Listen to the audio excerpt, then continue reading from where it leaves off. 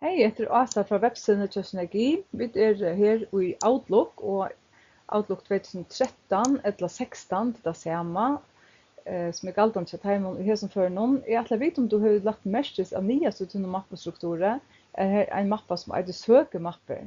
Her kan du, hvis du høyreklikker av søkemapper, derfor jeg gjør nå, og klikker av ny søkemappe, så får du möjlighet till att upprätta några kriterier för dina leidemapper. Du alltså upprättar mapper till sökmapper här i som ger ett kvart för det.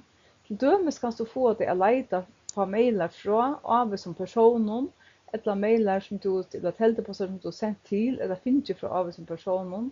Du kan även få en mappe som innehåller alla olyssna mailar och så framvägs.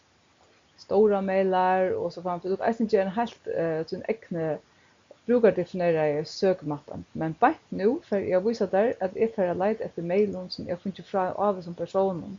Till dömes så får jag ett heltepost från SEV, där jag får rockningar och nu får jag leta efter mailen som jag finner från SEV så jag kan lättare finna mina rockningar från SEV.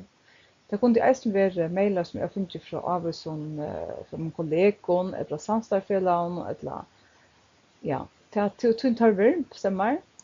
Atlantic, hvis du bor noen billetter, eller så framvis. Jeg får lete fra SEV, til å markere mail fra bestemte personer, og så må jeg bestemme hva for teltepostadresse skal Outlook lete etter, og ta for inn her og velge. Jeg velger her på hva for mailadresse jeg skal ha. Så for inn her på enten velger du min liste her på eller for inn og skrive SEV, og så for noen kurlas sev.fo, og så sier jeg OK. Jag kunde även ha valt flera personer, alltså att ha flera personer i ena mappen.